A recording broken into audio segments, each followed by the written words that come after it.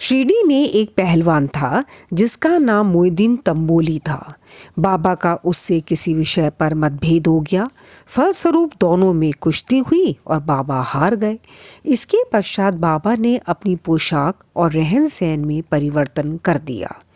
वे कफनी पहनते, लंगोट बांधते और एक कपड़े के टुकड़े से सिर ढकते थे। वह आसन तथा शयन के लिए एक टाट का टुकड़ा काम में लाते थे। इस प्रकार फटे पुराने चिथड़े पहनकर वे बहुत संतुष्ट प्रतीत होते थे। वह सदैव यही कहा करते थे कि गरीबी अव्वल बादशाही, अमीरी से लाख सवाई, गरीबों का अल्लाह भाई। गंगागीर को भी कुश्ती से बड़ा अनुराग था। एक समय जब वह कुश्ती लड़ रहा था तब इसी प्रकार उसको भी त्याग की भावना जागृत हो गई। इसी उपयुक्त अवसर पर उसे देव वाणी सुनाई दी, भगवान के साथ खेल में अपना शरीर लगा देना चाहिए। इस कारण वह संसार छोड़ आत्म अनुभूति की ओर झुक गया। पुनतंबे के समीप एक मठ स्थापित कर वह अपने शिष्यों सहित वहां रहने लगा।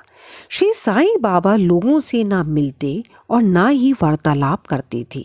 जब कोई उनसे कुछ प्रश्न करता तो वह केवल उतना ही उत्तर देते थे। दिन के समय वे नीम वृक्ष के नीचे विराजमान रहते थे।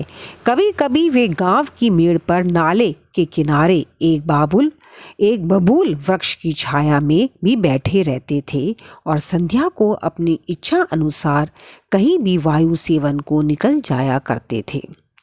नीम गांव में वे बहुधा बाला साहब डेंगले के घर जाया करते थे।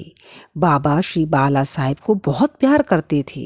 उनके छोटे भाई, जिनका नाम नाना साहब था, के द्वितीय विवाह करने पर भी उनको कोई संतान ना थी। बाला साहब ने नाना साहब को श्री साईं बाबा के दर्शनार्थ शिरडी भेजा।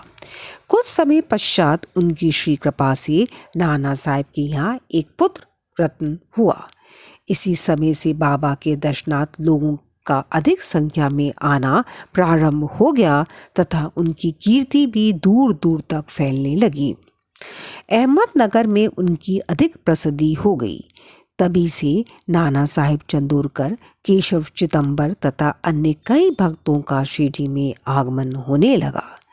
बाबा दिन भर अपने भक्तों से घिरे रहते और रात्रि में जीर्ण शीर्ण मस्जिद में शयन करते थे। इस समय बाबा के पास कुल सामग्री चिलम, तंबाकू, एक टमरेल, एक लंबी कफनी, सिर के चारों ओर लपेटने का कपड़ा और एक सटका था जिसे वे सदा अपने पास रखते थे। सिर पर सफ़ेद कपड़े का एक टुकड़ा वह सदा इस प्रकार बांधते थे कि उसका एक छोर बाएं कान पर से पीठ पर गिरता हुआ ऐसा प्रतीत होता था मानो बालों का जूड़ा हो। हफ्तों तक वह इन्हें स्वच्छ नहीं करते थे। पैर में कोई जूता या चप्पल भी नहीं पहनते थे। केवल एक टाट का टुकड़ा ही अधिकांश दिन में उनके आसन का काम देता था। वे एक कोपिन धारण करते और सर्दी से बचने के लिए दक्षिण मुख हो धुनी से तपते थे। वे धुनी में लकड़ी और के टुकड़े डाला करते थे तथा अपना अहम इच्छाओं और समस्त विषय आसक्तियों को उसमें आहुति दिया करते थे। वह अल्लाह मालिक का सदा उच्चारण किया करते थे। जिस मस्जिद में वह पधारे